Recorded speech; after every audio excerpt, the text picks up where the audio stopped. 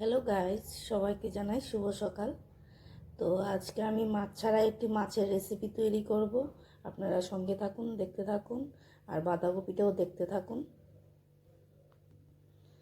তো এই বাঁধাকপিটাকে আমি একদম মিহি করে কেটে নেব। তো আমি বাঁধাকপিটাকে অর্ধেক করে নিলাম। তো আমার সম্পূর্ণ বাঁধাকপিটা লাগবে না, তার জন্য এইটুক বাঁধাকপি হলে হয়ে যাবে। তো বন্ধুরা, আমি বাঁধাকপিটাকে খুব মিহি করে কেটে নিয়েছি, দেখতেই পাচ্ছেন। এখন একটু ভাপিয়ে নেব ওটাকে। আর এদিকে বাঁধাকপির জন্য আলুও নিয়েছি, আলুটাকে সিদ্ধ করে নেব।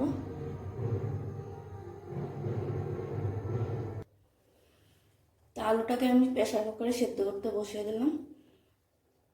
বাঁধাকপিটাও সিদ্ধ করতে দিয়ে দিলাম কড়াইতে। এখন ঢেকে দেব।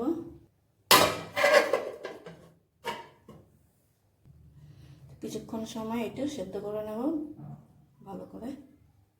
তো আমার বাঁধাকপিগুলি ভাপানো হয়ে গেছে।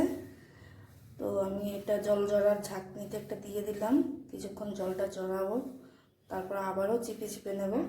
আর এদিকে আলুটাও বেশ ভালো করে সিদ্ধ করে নিলাম, সঙ্গে থাকুন। তো জলটা আমার ঝরে গেছে, তারপরও আবার নেওয়ার সময় আরও চিপে চিপে নেব, কারণ জল থাকেই।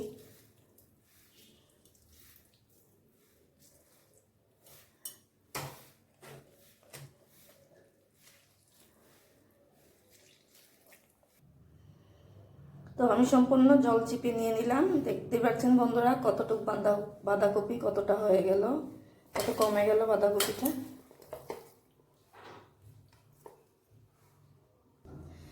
এখন আমি ওর মধ্যে যা যা দেওয়ার একের পর এক দিয়ে মাখতে থাকবো, দেখতে থাকুন। আলু, আপনারা ইচ্ছা করলে আলুটা আলাদাভাবে মাখিয়ে নিতে পারেন, বা বাঁধাকপির সাথেও মাখতে পারেন, যাতে গোটা গোটা না থাকে। খুব সুন্দর করে মাখতে হবে, একদম মিহি করে। তো আলুটা দিয়ে আমার খুব মিহি করে মাখা হয়ে গেছে। তো প্রথমে আমি দেব পরিমাণ মতো নুন, তারপর পরিমাণ মতো হলুদ, তারপর দেব জিরে আর ধনের গুঁড়া পরিমাণ মতো, তারপরে দেব ময়দা পরিমাণ মতো। তো আপনাদের যদি ময়দা না থাকে কর্নফ্লাওয়ারও দিতে পারেন, চালের গুঁড়োও দিতে পারেন। তারপর দেব বেসন, ময়দা থেকে একটু কম পরিমাণে দেব। তো আমি এখানে সব উপকরণগুলি দিয়ে দিয়েছি, আপনারা ইচ্ছা করলে ওর মধ্যে লঙ্কার গুঁড়ো দিতে পারেন, আমি দেব না। তো এই দিয়ে আমার সব দেওয়া হয়ে গেছে, এখন আমি মেখে নেব।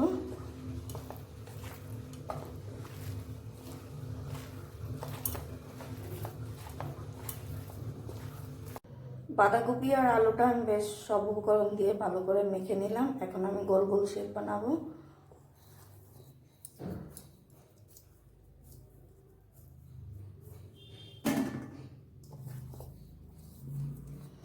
গোল গোল শেপ বানিয়ে আমি এটাকে মাছ আকারে তৈরি করব।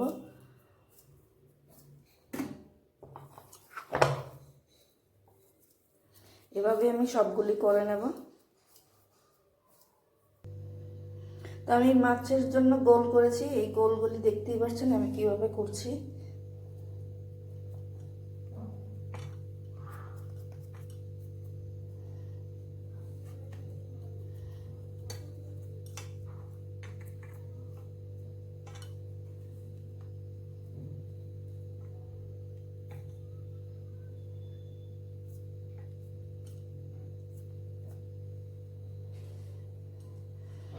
আমার মাছের পিসগুলি কি সুন্দর হয়ে গেছে, এভাবে আমি সবগুলি বানাবো।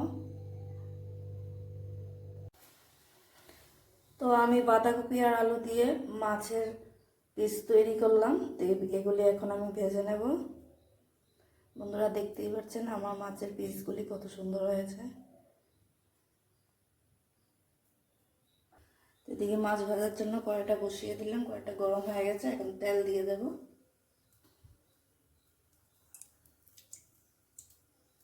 তো আমার তেলটা গরম হয়ে গেছে, তো এখন আমি মাছের পিসগুলি ভেজে নেব। খুব বেশি জালে দেবো না, আস্তে আস্তে জালে দেবো। এইভাবে এক এক করে সবগুলি ভেজে নেব। তো দুটো মাছের পিস একসাথে দিলাম, একটা মাছের পিস হয়ে গেল। তো খুব সুন্দর লাল লাল করে ভেজে নিচ্ছি। তো আমার মাছগুলি সম্পূর্ণ ভাজা হয়ে গেল। এখন সোমবারের জন্য তৈরি করব। তো আমি সোমবারের জন্য কড়াইতে তেল দিয়ে দিয়েছি, তেলটা আমার গরম হয়ে গেছে। এখন আমি ফোড়ন দিয়ে দেবো। তো ফোড়নটা হচ্ছে ছোটো এলাচ, দারচিনি আর জিরার গুঁড়ো।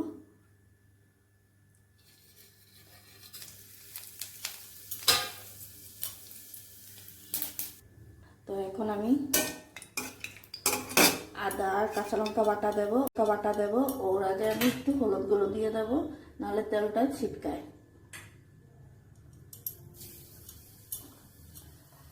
তো আদা কাঁচা লঙ্কা পেস্ট, নুন দিয়ে দেবো, দিয়ে মশলাটাকে কিছুক্ষণ ভাজা ভাজা করবো। তো মশলাটা আমার বেশ ভাজা ভাজা হয়ে এসছে। এখন আমি ওর মধ্যে সস দিয়ে দেবো।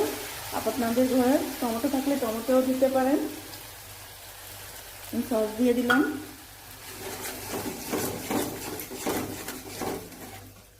তো আমার মশলাটা বেশ ভাজা ভাজা হয়ে গেছে, দেখতেই পাচ্ছেন তেল ছেড়ে এসছে। এখন হালকা করে ঝোলের জন্য ঝোল দিয়ে দেবো, জল দিয়ে দেবো।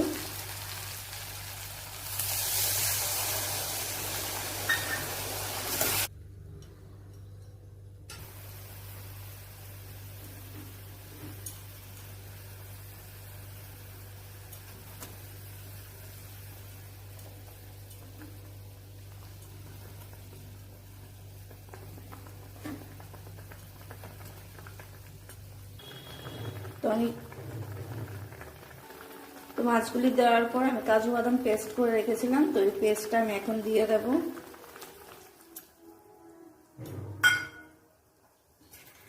দিয়ে আর কিছুক্ষণ ফোটাবো, তারপর নামিয়ে নেব। তো বন্ধুরা, আমার মাছের রেসিপিটা হয়ে গেল। এখন আমি নামিয়ে নেব। তো আমার রেসিপিটা হয়ে গেল, আমি নামিয়ে নিলাম, বাটিতে নিয়ে নিলাম। তো এখন মাছ বলে কথা, তো এই জন্য সবার লাস্টে আমি ধনেপাতা দিয়ে দিচ্ছি। আপনারা ইচ্ছা করলে দিতেও পারেন, নাও দিতে পারেন। তো বন্ধুরা, আমার এই রেসিপিটা যদি ভালো লাগে তাহলে লাইক কমেন্ট শেয়ার করবেন। আবার আসবো, আপনারা ওইভাবে বানিয়ে খাবেন, খুব ভালো লাগবে। ভালো থাকবেন।